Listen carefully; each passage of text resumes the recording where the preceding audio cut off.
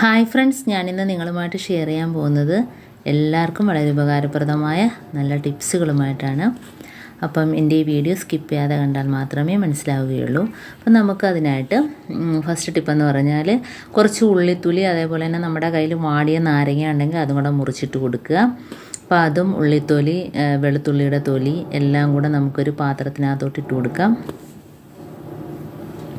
അപ്പം ഈ ഒരു സൊല്യൂഷൻ നമ്മൾ റെഡിയാക്കുമ്പോഴത്തേനും നമ്മളെ വീട്ടിൽ പല്ലി, പാറ്റ, എന്ത് ശല്യം ഉണ്ടെങ്കിലും അതൊക്കെ പോയി കിട്ടും. ഇനി കുറച്ച് വെള്ളം ഒഴിച്ച് നമുക്ക് അടുപ്പത്ത് വയ്ക്കാം. അപ്പം ഏകദേശം 2 ഗ്ലാസ് വെള്ളം ഞാൻ ഒഴിച്ചു കൊടുത്തിട്ടുണ്ട്. ഇനി നമുക്ക് അതിനകത്തോട്ട് ലൈസോൾ ഒഴിച്ചു കൊടുക്കാം.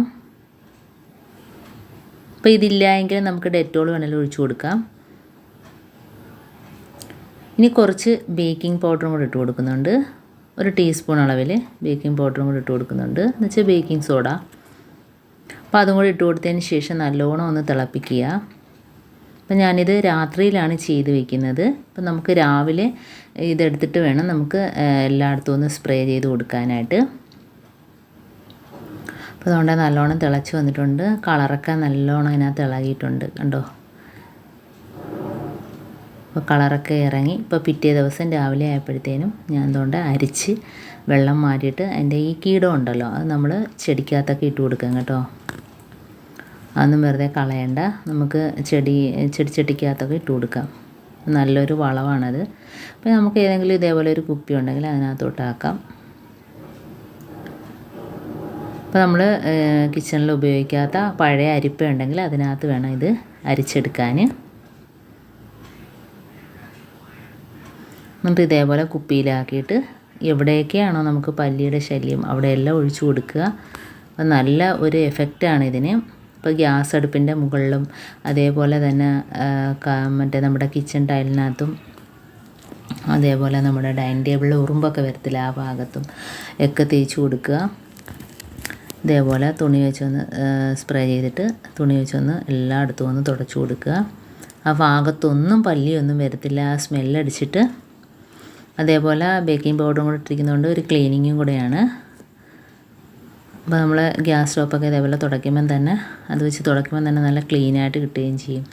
ഞാൻ കാണിച്ചു തരാം, കണ്ടോ. നമ്മൾ വെറുതെ ഒന്ന് തുണി വെച്ചൊന്ന് തുടച്ചു കൊടുത്താൽ മാത്രം മതി, നല്ല ക്ലീനായിട്ട് കിട്ടുകയും ചെയ്യുന്നുണ്ട്. അതേപോലെ കണ്ടോ, 8 കാലി കണ്ടോ. അപ്പോൾ അത് ഒഴിക്കുമ്പം തന്നെ അതിൻ്റെ ഓട്ടം കണ്ടോ. അപ്പോൾ ഇങ്ങനെയുള്ള സാധനങ്ങളൊന്നും ആ ഭാഗത്തൊന്നും ഇരിക്കത്തില്ല. ഇപ്പോൾ ഗ്യാസ് അടുപ്പിൻ്റെ അടിഭാഗത്തിരുന്നതാണ് ഉണ്ടോ. അപ്പോൾ ഇതേപോലെ സാധനങ്ങളെല്ലാം ആ പരിസരം വിട്ടേനങ്ങ് പോകും ഇതിൻ്റെ സ്മെല്ലടിച്ചിട്ട്. അപ്പോൾ ഞാൻ തലേ ദിവസം ഇതേപോലെ രാത്രി ചെയ്തിട്ട് പിറ്റേന്ന് രാവിലെയാണ് ഇതേപോലെ എടുത്തത്. ഇതേപോലെ തന്നെ നമ്മുടെ ഡൈനിങ് ടേബിളിൻ്റെ പുറത്തൊക്കെ പല്ലി, ഉറുമ്പൊക്കെ വരുന്ന സ്ഥലത്തൊക്കെ ഇതേപോലെ ഒന്ന് സ്പ്രേ ചെയ്തിട്ട് നമുക്ക് തുണി വെച്ചൊന്ന് തുടച്ചു കൊടുക്കാം. അതേപോലെ തന്നെ ജനലിൽ ഉണ്ടോ, ജനലിൻ്റെ കമ്പിയുള്ള ആ ഭാഗത്തൊക്കെ കർട്ടനൊക്കെ കിടക്കുന്ന ഭാഗത്തൊക്കെ ഇതേപോലെ 8 കാലി, പിന്നെ ചിലന്തി ഇങ്ങനെയൊക്കെയുള്ള സാധനങ്ങൾ ഇരിക്കുകയും ചെയ്യും. ഇനി നമുക്ക് അതിൻ്റെ വേസ്റ്റ് കണ്ട ചെടിച്ചട്ടിക്കകത്തോട്ട് ഇട്ട് കൊടുക്കാം. ഇനിയിപ്പം പെട്ടെന്നൊരു ആവോലിക്കറി നമുക്ക് വെക്കാം. അപ്പം അതിൻ്റെ ഒരു റെസിപ്പിയാണ് ഇപ്പോൾ ഞാൻ കാണിക്കുന്നത്. അപ്പോൾ വളരെ എളുപ്പത്തിൽ നമുക്ക് എങ്ങനെ പെട്ടെന്നൊരു കറി വയ്ക്കാം.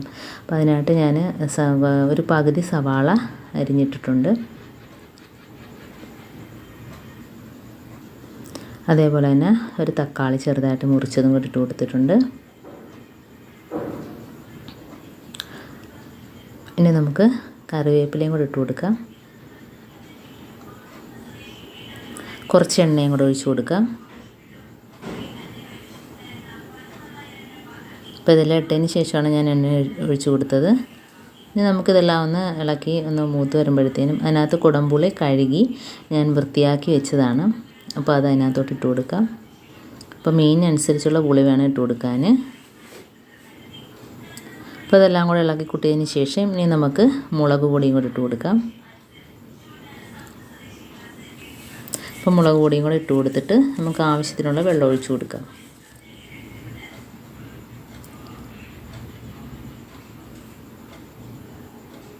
ഉപ്പ് ഇട്ട് കൊടുത്തിട്ടുണ്ട്. ഇനി നമുക്ക് മീൻ എത്ര മാത്രം ഉണ്ടോ അതനുസരിച്ചുള്ള വെള്ളം ഒഴിച്ച് കൊടുത്തതിന് ശേഷം കറി തിളയ്ക്കുമ്പോഴത്തേന് മീനിട്ട് കൊടുത്തിട്ടുണ്ട്. ഇപ്പോൾ വളരെ എളുപ്പത്തിൽ നമുക്ക് പെട്ടെന്നൊരു കറി ഉണ്ടാക്കണമെങ്കിൽ ഇങ്ങനെ ചെയ്താൽ മതി. അപ്പോൾ ഇത്രയേ ഉള്ളൂ എൻ്റെ ഈ വീഡിയോ. അപ്പോൾ എൻ്റെ ഈ വീഡിയോസ് നിങ്ങൾക്ക് ഇഷ്ടപ്പെട്ടെങ്കിൽ ഒന്ന് ലൈക്ക് ചെയ്യാനും കമൻറ്റ് ചെയ്യാനും സബ്സ്ക്രൈബ് ചെയ്യാനും മറക്കരുത്. അതേപോലെ തന്നെ ഇതിലേതെങ്കിലും ഒന്ന് യൂസ്ഫുള്ളായിട്ട് തോന്നുകയാണെങ്കിൽ ഒന്ന് ഷെയർ ചെയ്ത് കൊടുക്കാനും മറക്കരുത്. അതേപോലെ തന്നെ ബെല്ലൈക്കൻ എനേബിൾ ചെയ്താൽ മാത്രമേ ഞാനിടുന്ന ഓരോ വീഡിയോസും നിങ്ങളുടെ മുമ്പിൽ എത്തുകയുള്ളൂ. ഇനിയും നല്ല നല്ല വീഡിയോസുകളായിട്ട് വരുന്നത് വരേക്കും താങ്ക്സ് ഫോർ വാച്ചിങ്.